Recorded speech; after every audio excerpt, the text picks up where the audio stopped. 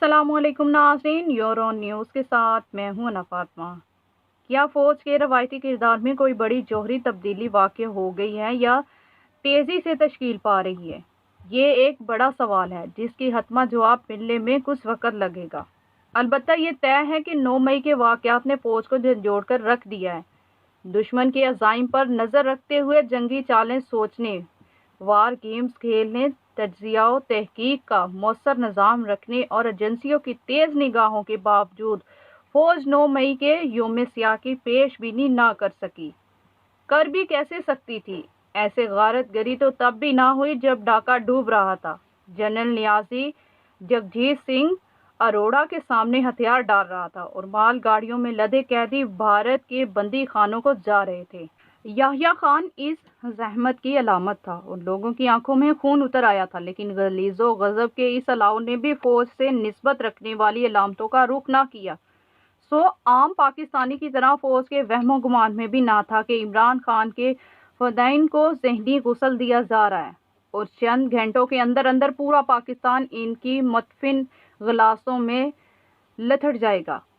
उधर बरसों की मईशत से काश्त की गई सियासी अबतरी और अदम इस्तेहकाम की फसल भी पककर जवान हो चुकी है। माहिरीन बता रहे हैं कि इस वक्त हमारे ज़र मुबादला के ज़रख़ाइज़ 4 अरब डॉलर हैं, जबकि इस साल के आखिर तक हमें पौने 5 अरब डॉलर की अदायगियाँ कर दी हैं। लेकिन सूरत हाल यही रहती है तो दिसंबर तक ये ज़खायर तहलील हो जाएंगे।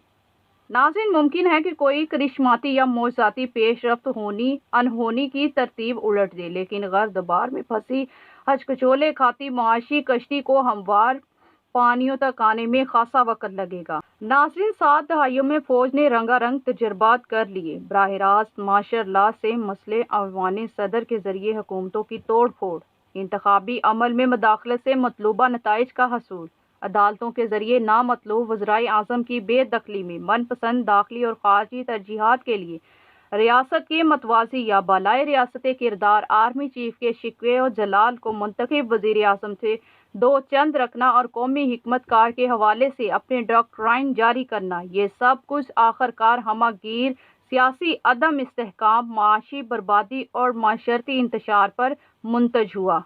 नाज़रीन, गुज़िश्ता एक दहाई में बेसिमत बेहिकमत मदाखलत सारी हदें फलांग गई। जनरल बाजवा के 6 साला दौर ने पिछली कई दहाइयों की कसर निकाल दी। ये बज़ाहिर सिविल मिलिट्री ताल्लुकात की गर्म जोशी का अरसा था जिसे एक पेज का दिलकश नाम दिया गया, लेकिन अमलन ये सिर्फ इमरान बाजवा कट जोड़ साबित हुआ। इस तरह के शर का मंशूर बड़ा सीधा साधा था। मैं तुम्हारे हरीफों का नाटका बंद किए रखूंगा, तुम्हारे रास्ते के सारे कांटे चुनूंगा, तुम्हारी नंबर गेम पूरी रखूंगा, तुम सिर्फ मुझे तौसीद दिए चले जाओ। ये अक़्द सहूलत इस वक्त तक चलता रहा जब तक सांझे की हंडिया बीच चौराहे के फूट नहीं गई। तब तक पाकिस्तान इक़्तिसादी बदहाली की गहरी खाई में लुढ़क चुका था।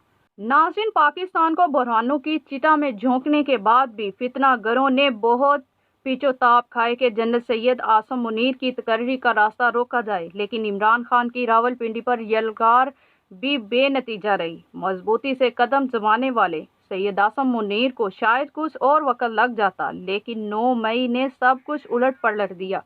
सोची समझी बगावत नाकाम हो गई, लेकिन सैयद आसम मुनीर की कुव्वत, गिरफ्त और असद आफरीनी कई गुना बढ़ा दी गई। सरकशों की सरकोबी आसान हो गई और एक दहाई पर मुहित तकरीब के एजेंडे का रुख तामीर और असले अहवाल की तरह मोड़ना सहल हो गया। फौज और सिविल हुकूमत के इश्तराक बाहिम का सफ़र पाकिस्तान को दरपेश संगीन इक़्तिसादी बहरान की मसीही के मुश्तरका अज़म से शुरू हुआ है। इस अज़म को खसूसी सरमायाकारी सहूलत कौंसिल की अदारा जाती शक्ल दी गई है। वज़ीर आज़म शहबाज शरीफ की गर्म जोशी और इस कौंसिल की तश्कील में पूरी तरह मुतहरिक रहेगी। कौंसिल के क़याम का बड़ा मकसद बैरूनी सरमायाकारों का एतमाद बहाल करना, इन्हें ज़रूरी सहूलत फराहम करना, रवायती रुकावटों को ख़त्म करके बरक रफ्तार ज़ाब्ता बंदी करना और उनके सरमाए की तहफ़्फ़ुज़ की ज़मानत देना। ज़राए का कहना है कि इस ज़मन में कई ख़लीजी ममालिक से मामलात बहुत अच्छे तय पा गए हैं, जिनके नतीजे में 5 अरब डॉलर की सरमायाकारी की तवक्को की जा रही है। बताया गया है कि अगले 12 बरस में मईशत इनकलाब आशना हो जाएगी और ये पाकिस्तान غیروں کی احتیاط سے نکل آئے گا۔ یہ اہم قومی مشن میں فوج کی مؤثر شراکت آتی جاتی حکومتوں سے قطع نظر طے شدہ اہداف کو یقینی بنانے کے لیے ٹھوس ضمانت فراہم کرے گی۔ ایک نو کا میثاق معیشت اقتصادی پالیسیوں کی تسلسل کو یقینی بنائے گا اور یہ معاشی بحالی کی شرط اول ہے۔ اب ناظرین، ماضی کے تلخ اور بے ننگ و نام تجربات کے بعد اگر فوج نے جان لیا کہ قومی سلامتی محض ہتھیاروں سے نہیں، مضبوط قومی معیشت سے جڑی ہے اور مضبوط معیشت کا انحصار سیاسی استحکام پر ہے، تو اسے نہایت مثبت پیش رفت خیال کرنا چاہیے۔ پی ڈی ایم کی حکومت میں تقریباً تمام قابل ذکر سیاسی جماعتیں شامل ہیں، پی ٹی آئی سے باہر ہیں، جو برمودا طاعون تک پہنچ چکی ہیں، سو اسے اپنے حال پر چھوڑتے ہوئے سرمایہ کاری کونسل کو اپنا سفر آغاز کرنا چاہیے۔ بیرونی سرمایہ کاروں کے اعتماد کے لیے اس عمل کی تمام متعلقین بالخصوص بیوروکریسی کی نئی فکر دینا ہوگی۔ اس ضمن میں ہماری عدالتوں نے بڑی احتیاط منفی کردار ادا کیا ہے۔ مصنفین خود معاملہ کو بتانا ہوگا کہ خدا کے لیے اس ملک پر رحم کھائیں۔ اس ضمن میں ضروری قانون سازی بھی کرنی چاہیے۔ یہ سب کچھ اس وقت ہوگا جب سید اعظم منیر اور ان کے رفقا کی یہ سوچ مستقل طور پر ادارہ جاتی پالیسیوں میں ڈھل جائے گی اور ہر جمہوری حکومت دل جمی سے اس پر کاربند رہے گی۔ ناظرین، اگر 7 دہائیوں بعد ہماری فوج کی سوچ میں یہ جوہری تبدیلی آ گئی ہے تو اسے ہمہ رنگ بحرانوں میں مبتلا پاکستان کی خوش بختی خیال کرنا چاہیے۔ ناظرین، سید اعظم منیر اپنے اس انقلابی اقدام کے باعث دیر تک یاد رکھے جائیں گے۔ کوئی شخص نہ مارشل لاؤں کے سبب تاریخ کے روشن اوراق کا حصہ بنتا ہے، نہ حکومتوں کی گردن دبوچ کر مد ملازمت میں توسیع کر لینے سے تاریخ انہیں پان کی پیک کی طرح گلدان میں پھینک دیتی ہے۔